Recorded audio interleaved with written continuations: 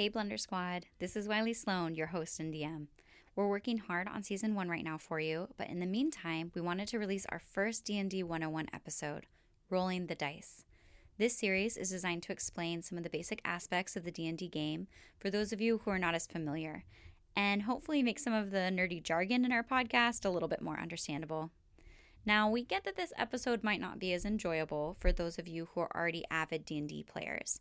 But before you go, we did want to let you know that we have some gift options available for this holiday season. Right now, you can purchase a Patreon membership as a gift, starting at just $5. This will get your friend or family member a 1-month membership. But we also have annual memberships available for $60 or any monthly denomination in between that fits your budget. If you access our Patreon for just 1 month, during that time you'll have complete access to our entire one-shot campaign ad-free, including our behind-the-scenes episodes, all of our character art and maps that accompany it as well, plus any other episodes and member benefits that we release in that time. If that interests you, then you can check out our Patreon link in this episode's description to either gift a membership or sign up for yourself. We hope you join the squad and become a part of the family. Now, today we're going to be talking about all the different types of dice that are used in D&D. If you want a little bit of a visual, you can go to our Instagram at BlunderPod, Blunder, P-O-D, and we'll be sharing some images and videos of dice to help get you familiar with them if it's a little bit hard to picture what I'm describing. Also, I wanted to touch on some D&D vocabulary for you. I've been saying that I'm DM, and a lot of you might not know what that stands for. DM means Dungeon Master, and the Dungeon Master is typically the one who runs the game, whether you're playing an already written adventure or whether you have crafted a homebrew story that you're sharing with your players yourself. We're the ones who tell the story for our players to interact with, and we provide the voices of the NPCs, or the background characters, and we provide guidance on following and enforcing the rules. And then, of course, we have our player characters, or players. They're the ones who work their way through the campaign, and they have different character sheets determining their stats so that they know what they can add to their different roles. Now, obviously, we've got a lot of dice that we use, and we do a lot of rolling. So just remember, usually higher rolls are closer to success, and the lower rolls are closer to failure. It all depends on the difficulty of what they're facing, but that's how we find out how successful our players are. Now, to get started, let's talk about the D20. That is the dice that we use the most, and D means dice, and 20 means the number of sides. So we might be saying D20, D4, D6, and that's just referring to dice 20, dice 4, dice 6, things like that. So our D20 looks pretty round. It's kind of like a more geometric ball, and it obviously has 20 sides. So if you're rolling it around, look for that 20 and you'll know you have the right one. And this is used for all of our main checks, initiative, and attacks. So as a player is working their way through the world, the DM will ask them to make different checks based on what they want to do. A player might decide that they want to arm wrestle an orc in the tavern, and so the DM might ask them to make an athletics check. The player would roll their d20, like I'm going to roll right now, and I got a 10. Depending on what my character sheet says, I might get to add a +2 to that if I have strong athletics. So making that athletics check, I rolled a 12. And depending on what the difficulty is, or perhaps what the orc rolls, it might determine if I'm going to be successful or if I'm going to lose this arm wrestling match. Now, another thing we use the D20 for is initiative.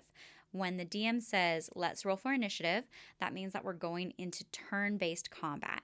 Typically, when you're playing D&D, it's open world, very sandboxy. Players can choose their own adventure and decide who they're going to talk to when. And we don't typically sit in turn order unless everyone's starting to want to do something at once, and we might shift to initiative at that point. But typically, when a DM says roll for initiative, that means that we're rolling to get into combat, and initiative means the turn order. So if you roll a higher initiative, you're going to get to go first, and if you roll a later initiative or a lower number, you're going to go later on the list, and your turn will be further down the list. So the DM will roll for all the baddies or opponents that they've brought out, and the players will roll for themselves to determine who's going when. And a DM might decide to roll for all of their different baddies individually, or some DMs decide to just group them all together on one roll at the same time. And that can make it a little bit easier so that you don't lose track of a random goblin that's sniping from the woods. It's easier just to keep them all together in one little block instead of having them scattered all over the initiative. But DMs will decide how they want to do it based on their own house rules. We also roll our d20 for attacks. So if a player is attacking a goblin, for example, they will roll their d20 and then they will add any attack bonuses that they have with it to go up against that opponent or that goblin's armor class. So depending on how high they roll and what the armor class is of that opponent will determine if they're actually able to hit them. Once they hit that opponent, then we'll determine how much damage they do.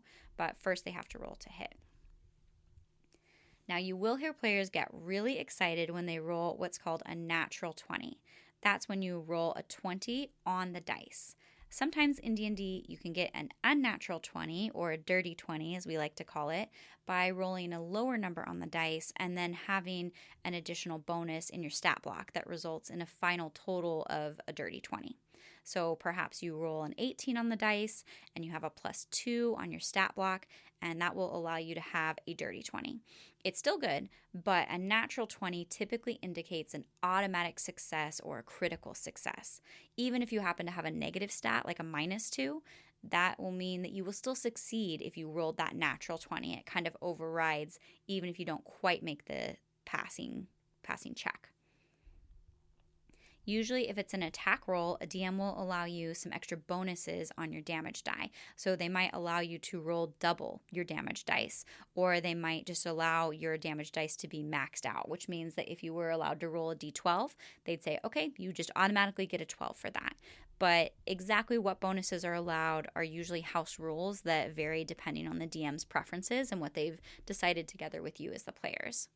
Now, conversely, you can also roll a natural 1. And a natural 1 is when you roll a 1 on that d20 dice. And it usually means automatic failure. Even if you have stats to increase the roll, it's considered a critical failure and will sometimes have potentially exceptionally bad consequences. So instead of just missing your target, you might accidentally injure yourself or hurt a teammate as well.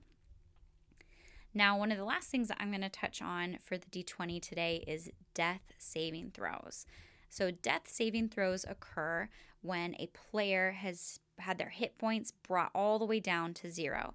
Hit points or health points might be an easier way to understand it, is the amount of health that you have. And every time you take damage, you're going to be losing those health points. So if a player is brought down to 0 health points, they fall unconscious.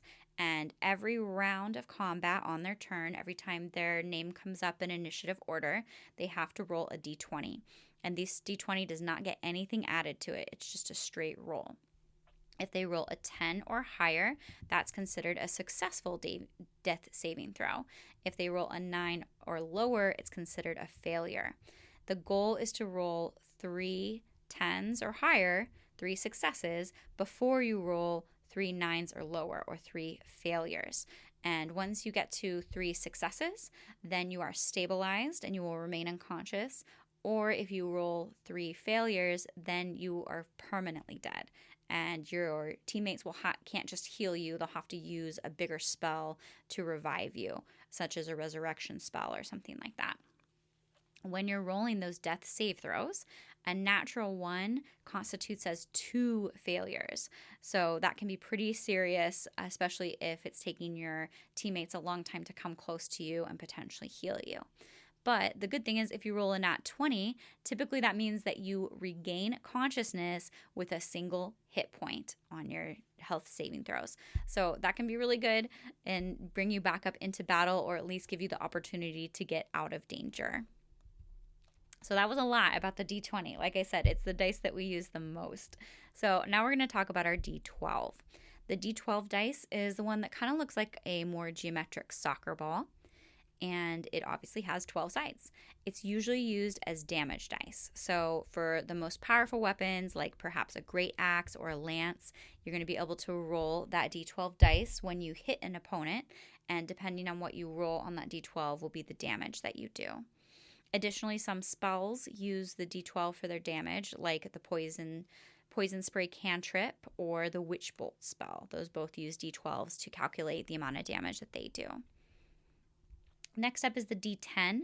This one I think kind of looks like an alien spaceship. It's a little bit like two pyramids that have been stuck together bottom to bottom, but it's round around the edges.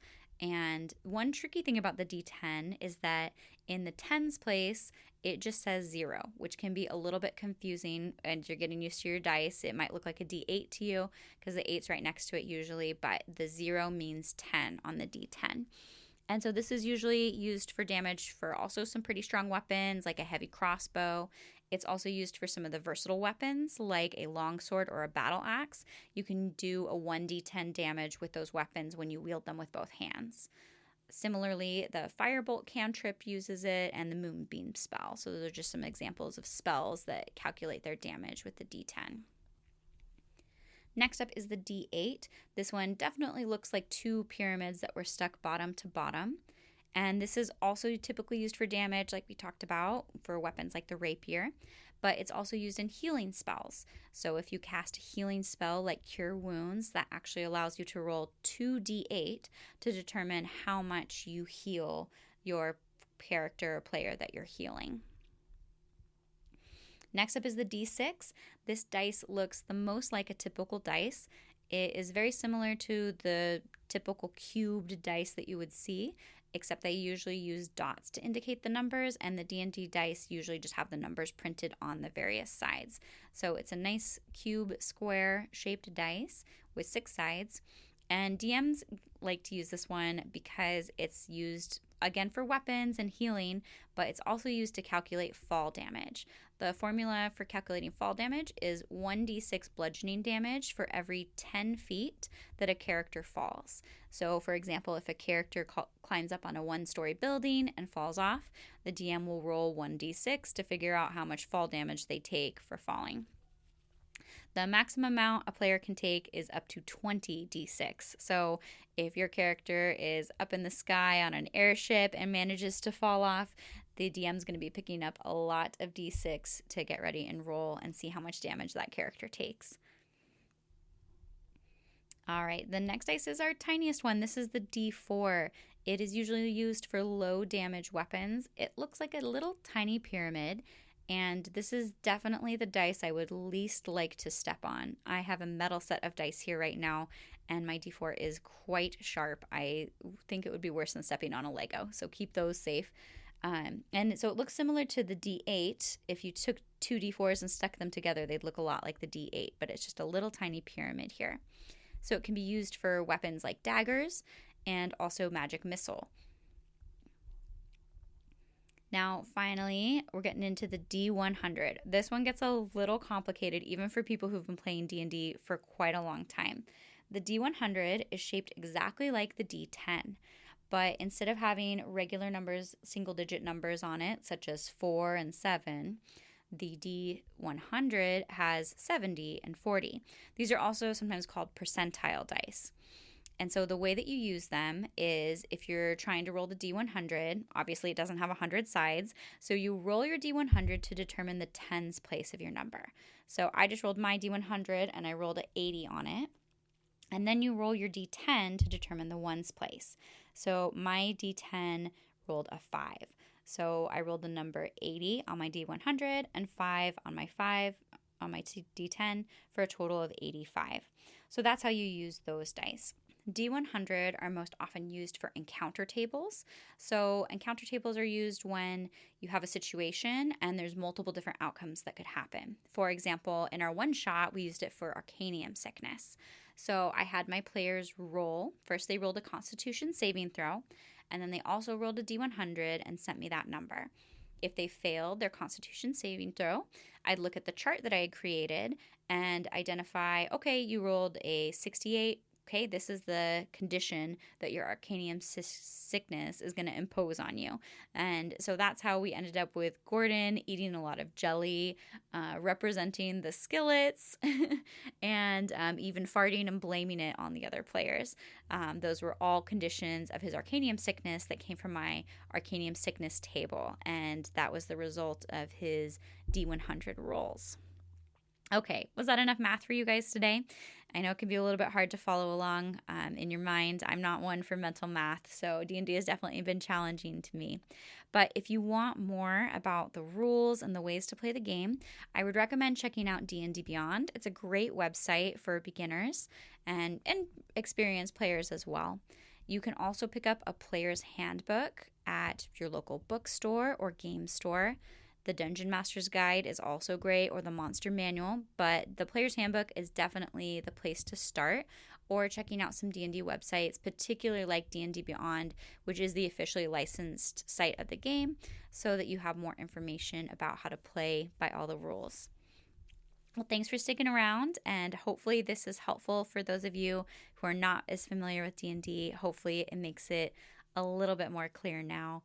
And hopefully we'll have another episode out for you soon. Thanks for sticking around. Bye.